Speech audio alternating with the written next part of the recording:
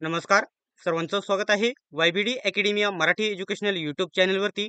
विद्यार्थी मित्रांनो, खूप साऱ्या विद्यार्थ्यांची प्रश्न येत आहे की यूट्यूबवरती आम्ही बघितले, टेलिग्राम ग्रुपवरती बघितली की अंगणवाडी सुपरवायझर त्याला या ठिकाणी पर्यवेक्षिका किंवा मुख्य सेविका असं देखील म्हटलं जातं. तर याची जाहिरात पुन्हा एकदा येणार आहे. तर आजच्या व्हिडिओमध्ये या जाहिरातीबद्दल, ही जाहिरात कधीपर्यंत येणार आहे, शैक्षणिक पात्रता कशा प्रकारची असते, अभ्यासक्रम काय आहे, वयोमर्यादा किती असते, पगार किती असतो, निवड प्रक्रिया कशा प्रकारे आहे आणि नोकरीचे ठिकाण कशा प्रकारे आहे, हे सर्व माहिती डिटेल्समध्ये माहिती सांगणार आहे. आणि ही जाहिरात कधीपर्यंत येईल याची देखील माहिती सांगणार आहे. आणि जागा अंदाजित किती आहेत ही देखील माहिती सांगणार आहे. आपला जो अंगणवाडी सुपरवायझर किंवा पर्यवेक्षक मुख्य सेविकेचा जो स्पेशल टेलिग्राम ग्रुप आपण बनवलेला आहे, त्याच्यावरती सर्व माहिती भेटणार आहे आणि सर्व तयारी करून घेतली जाणार आहे. तो आपला टेलिग्राम ग्रुप नक्की जॉईन करा. लिंक मी तुम्हाला डिस्क्रिप्शन मध्ये देत आहे. आता या गोष्टीबद्दल मी या ठिकाणी अंदाजित काही ती माहिती सांगणार नाही. जेवढी पण माहिती सांगणार आहे 2024ला ही या ठिकाणी पर्यवेक्षिका म्हणजे सुपरवायझर पदाची जी जाहिरात प्रसिद्ध झाली होती, त्या जाहिरातीच्या अनुषंगाने सर्व माहिती सांगणार आहे. आणि नवीन जाहिराती कधी येईल, जागा किती असणार आहे, ते नंतर मी तुम्हाला सांगणार आहे. तर या ठिकाणी बघू शकता, महाराष्ट्र शासन महिला व बाल विकास विभागाअंतर्गत ही जाहिरात प्रसिद्ध करण्यात आलेली होती. तर पदाचं नाव होतं मुख्य सेविका. या पदाला या ठिकाणी मुख्य सेविका, अजून पर्यवेक्षिका असं म्हटलं जातं आणि सुपरवायझर असं देखील म्हटलं जातं. तर जाहिरात कधी आली होती, तर अर्ज प्रक्रिया कधीपासून सुरू झाली होती, तर बघू शकता 14/10/2024 म्हणजे 2024ला जाहिरात आली होती आणि आता 2026ला पुन्हा एकदा ही जाहिरात येणार आहे. ठीक आहे.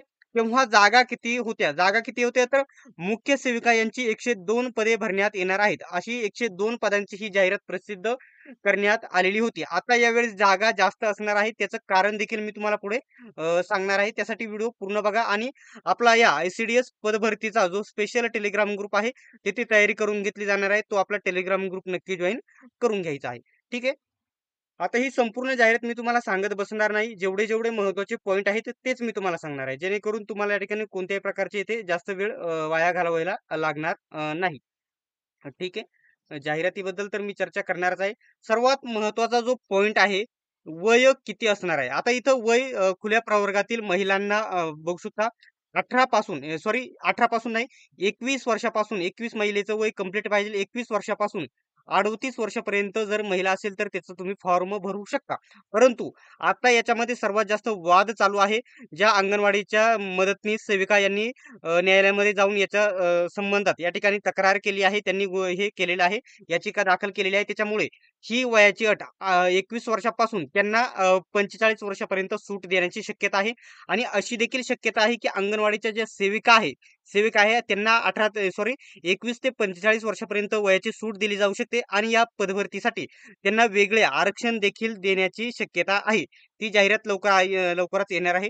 तर बाकीचे मागासवर्गीय उमेदवार 18 ते 43 वर्षापर्यंत अप्लाय करू शकता. SC ST आणि जे बाकी ज्यांना मागासवर्गीय म्हणून घोषित केले आहेत ते. त्याच्यानंतर अंशकालीन 21 ते 55 वर्षापर्यंत भरू शकतात. स्वतंत्र सैनिकांचे पाल्य वगैरे जे आहेत ना, जनगणनेनुसार 2091च्या 1991 ते 21 ते 45 पर्यंत. खेळाडू 21 ते 43 वर्षापर्यंत. दिव्यांग 21 ते 45 वर्षापर्यंत. भूकंपग्रस्त आणि प्रकल्पग्रस्त जे आहेत तर 21 ते 45 वर्षापर्यंत भरू शकतात. माजी सैनिक देखील 21 ते 45 पर्यंत फॉर्म भरू शकतात. अनाथ उमेदवार जे आहेत ना, त्यांना 6 एप्रिल 2023च्या निर्णयानुसार त्यांना तेथे शिथिलता भेटेल, म्हणजे सूट भेटणार आहे. आता सर्वात महत्त्वाचे याच्यामध्ये शैक्षणिक पात्रता, याच्यामध्ये काय बदल होऊ शकतो हे देखील मी तुम्हाला इथे सांगणार आहे. अभ्यासक्रम याचा सर्वात महत्त्वाचा आहे, तो देखील नीट समजून घ्या. बघू शकता, हे पद आहे अंगणवाडी सुपरवायझर. त्याला मुख्य सेविका आणि पर्यवेक्षिका असं देखील म्हटलं जातं. त्याची शैक्षणिक पात्रता आहे, बघू शकता, संविधानिक विद्यापीठाची पदवी धारण करणारी कोणत्याही शाखेची पदवीधर उमेदवार. याच्यामध्ये फक्त महिला फॉर्म भरू शकतात. फक्त महिला फॉर्म भरू शकतात. हा पॉईंट तुम्ही इथे लक्षात घ्यायचा आहे. आता इथे एक गोष्ट लक्षात घ्या. याच्यामध्ये काय म्हटलेलं आहे, म्हणजे कोणताही तुम्ही या ठिकाणी आर्ट, कॉमर्स, सायन्स कोणत्याही शाखेतून पदवी उत्तीर्ण केली असेल तरी देखील तुम्ही फॉर्म भरू शकता. परंतु याच्यामध्ये बदल काय होण्याची शक्यता आहे, लक्षात घ्या. माझ्या अंदाजानुसार फक्त बदल सांगत आहे. याच्यामध्ये बदल असा होऊ शकतो की ज्या अंगणवाडीच्या सेविका आहेत ज्या अंगणवाडीच्या सेविका आहेत त्यांना याच्यामध्ये 12वी पास वरती देखील फॉर्म भरता येण्याची शक्यता असणार आहे. ठीक आहे. ते कशा प्रकारे तुम्हाला पुढे सांगणार आहे, कारण त्यांना या ठिकाणी याच्यामध्ये सूट भेटणार आहे. आरक्षण त्यांनी आधीच या ठिकाणी 10 वर्ष, 12 वर्ष, 25 वर्ष आधीच जॉब केलेला असल्यामुळे त्यांना इथे सूट भेटण्याची शक्यता आहे. बाकीचे या ठिकाणी हे आणि त्यांना वेगळं आरक्षणाच्या जागा देखील देण्याची शक्यता आहे. आता त्यांचं पेमेंट एस लेव्हल 13चं पेमेंट असणार आहे. एस लेव्हल 13चं पेमेंट असणार आहे. तर बघू शकता त्याचं पेमेंट स्टार्टिंग पेमेंट 35,400 होतं, तर 1,12,400 होतं. तर हे बेसिक पेमेंट 35,400 आहे, तर स्टार्टिंग पेमेंट तुम्हाला 55-60 हजाराच्या पुढे गेलेले तुम्हाला बघायला भेटणार आहे.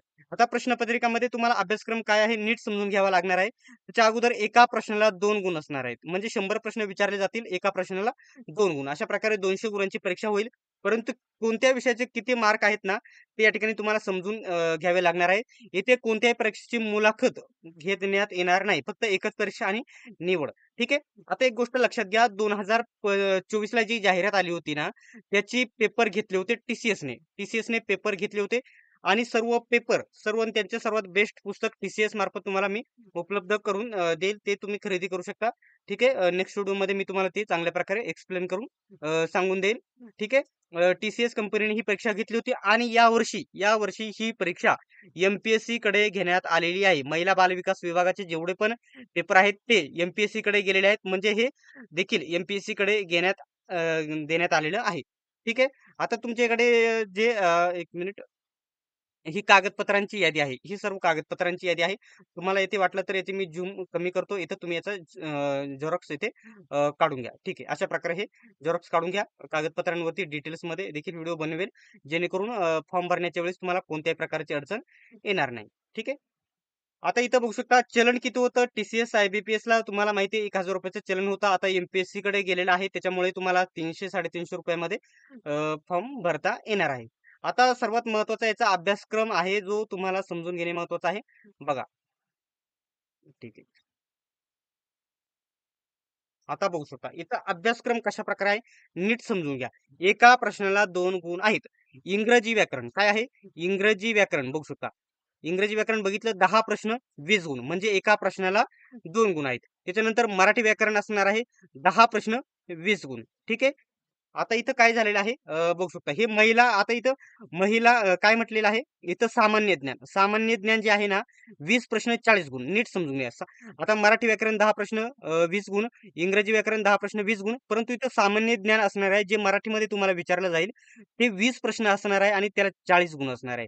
सोबतच एकात्मिक बाल विकास सेवा योजना त्याचे या ठिकाणी जे तांत्रिक प्रश्न आहेत, ते देखील तुम्हाला मराठीमध्ये विचारले जातील 20 प्रश्न आणि त्याला गुण असणार आहे 40 गुण. ठीक आहे. 40 गुण असणार आहे आणि पोषण अभियान त्याचा देखील तो देखील तांत्रिकचाच पॉइंट आहे. त्याच्यामुळे इथं तुम्हाला भेटणार आहे 10 प्रश्न आणि इथं 20 गुण. आता एक गोष्ट लक्षात घ्या. आता हे जर विचारात घेतले ना, हे तीनही पॉइंट सामान्य ज्ञानचे आहेत. बघू शकता हे 20 प्रश्न, इथे 20 प्रश्न आणि 10 प्रश्न म्हणजे 100 पैकी जे 50 प्रश्न आहेत ना, ते तांत्रिक स्वरूपावरती आहे. म्हणजे सामान्य ज्ञानचे तांत्रिक प्रश्न असणार आहे. हे तांत्रिक प्रश्न आपण आपल्या टेलिग्राम ग्रुपवरती सर्व उपलब्ध करून देणार आहोत. आणि 100 प्रश्न 200 पैकी 100 प्रश्न आणि म्हणजे 200 पैकी 100 गुण आणि 50 प्रश्न हे तांत्रिक प्रश्नांवरती आधारित असणार आहे. बाकीचे सामान्य ज्ञान 20 असणार आहे आणि तांत्रिक 30 प्रश्न असणार आहे. बाकी इथं पैकीच्या पैकी गुण भेटतील. आपला टेलिग्राम ग्रुप जॉईन करा. सर्व तयारी तिथे करून घेतली जाणार आहे महिलांसाठी. ठीक आहे. त्याच्यानंतर गणित बुद्धिमत्ता असणार आहे 20 प्रश्न बघू शकता 40 गुण आणि संगणकावरती प्रश्न विचारले जाणार आहे. याच्या देखील नोट्स तुम्हाला उपलब्ध होऊन जाणार आहे. सामान्य ज्ञानच्या बघू शकता संगणक 10 प्रश्न 20 गुण. अशा प्रकारे सर्व इथं तुम्ही बघू शकता. इथं विषय बघा. इथं विषय बघा आणि प्रश्नांची संख्या बघा. इथं गुणांची संख्या. अशी मिळून तुम्हाला सर्व मिळून किती 100 प्रश्न विचारले जातील? 100 प्रश्न विचारले जातील आणि प्रत्येक प्रश्नाला 2 गुण. त्याच्यामुळे 200 गुण तुम्हाला असणार आहेत.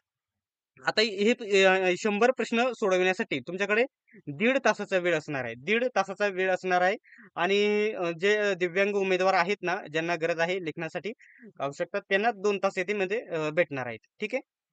आणि अशा प्रकारे ही बघू शकता. आता इथं कॅटेगरीनुसार हे 102 जागा आल्या किती 102 जागा आल्या होत्या. 102 जागा. आता येणाऱ्या वेळेस जागा जास्त असण्याचं कारण मी तुम्हाला पुढे सांगणार आहे. ठीक आहे.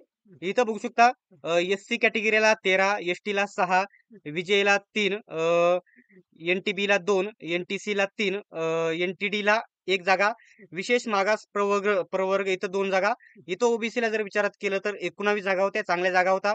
त्याच्यानंतर इथं एस-सी-बी-सी आहे माझ्या अंदाजे इथे. इथं 13 जागा, ई-डब्ल्यू-एस आहे 13 जागा आणि ओपनला होत्या इथे 27 जागा. अशा प्रकारे ही जाहिरात प्रसिद्ध करण्यात आलेली होती. आता इथं बघू शकता. आता अंगणवाडी सेविका, काही म्हणा सेविका, पर्यवेक्षिका जे पण आहे त्यांच्यासाठी एवढे त्यांची ही कामे आहेत ना, त्यांना काय काम करावे लागते. त्यांना ही सर्व यादी तिथे दिलेली आहे. ते तुम्ही इथे बघून घ्या. ठीक आहे. आता जो महत्त्वाचा पॉइंट आहे ना, बघू शकता. शैक्षणिक पात्रता मी तुम्हाला सांगितलं. त्याच्यानंतर जो अभ्यासक्रम आहे तो सांगितला, तोच अभ्यासक्रम राहील. फक्त एम-पी-एस-सीचे जे हार्ड लेव्हल आहे ना, ती याच्यामध्ये इन्क्लूड झाले तुम्हाला बघायला भेटेल. वयोमर्यादेत काय बदल होईल तो देखील मी तुम्हाला सांगितलं. त्याच्यानंतर पगार किती असणार आहे ते सांगितलं. त्याच्यानंतर इथं जर बघितलं ना, निवड प्रक्रिया कशाप्रकारे होते, एकच परीक्षा होते आणि फायनल निवड होईल तुमची. आणि जॉबचे ठिकाण जे असणार आहे तुमच्या मर्जीनुसार असणार आहे. तुम्हाला प्रेफरन्स द्यायला येईल निवड झाल्याच्या नंतर. आता विशेष सर्वात महत्त्वाचा प्रश्न आहे, की ही जाहिरात कधीपर्यंत प्रसिद्ध होईल? तर या जाहिरातीचा अद्याप काठिण्य पातळीचा आणि जो म्हणजे काही गोष्टींचा जो निर्णय झालेला नाही, कारण त्याच्या विरोधात याचिका दाखल करण्यात आलेली आहे. ती याचिका चा निर्णय झाल्याच्या नंतर लवकरच या ठिकाणी ही जाहिरात प्रसिद्ध होईल. कधी प्रसिद्ध होईल? जास्त वेळ लागणार नाही हे देखील सांगणार आहे. अंदाजित जागा 500च्या आसपास या जागा राहण्याची शक्यता आहे. कारण याच्यामध्ये मोठ्या प्रमाणामध्ये काही पदे प्रमोशननी जे अंगणवाडी का सेविका आहेत ना, त्यांच्या मार्फत काही पदे प्रमोशननी भरली जातील आणि तिथे जागा रिक्त होण्याची शक्यता आहेत. आणि तिथेच महत्त्वाचा पॉइंट म्हणजे यांना आरक्षण दिले ते आरक्षण देण्यासाठी जास्तीत जास्त जागांचा समावेश लागणार आहे. त्याच्यामुळे जागा ही 500च्या आसपास जागा येणार आहे आणि एकदम चांगल्या जागा असणार आहेत. जर राहिला प्रश्न जाहिरात कधी येईल तर ऑगस्ट-सप्टेंबर. ऑगस्ट किंवा सप्टेंबर महिन्याच्या एंडिंग पर्यंत नक्कीच जाहिरात येऊन जाईल आणि सर्वात महत्त्वाचा एकदम चांगला जॉब आहे. महिलांसाठी सर्वात मोठी ही संधी तुमच्यापर्यंत असणार आहे. ठीक आहे. अशा प्रकारची ही माहिती होती. आजचा व्हिडिओ तुम्हाला कसा वाटला कमेंट बॉक्समध्ये नक्की सांगा आणि अशाच प्रकारच्या माहितीसाठी चॅनलला सबस्क्राईब करा, बेल आयकॉनलाही ऑन करा आणि या पदभरतीसाठी आपला जो स्पेशल टेलिग्राम ग्रुप आहे नक्की जॉइन करा. लिंक तुम्हाला डिस्क्रिप्शनमध्ये देत आहे.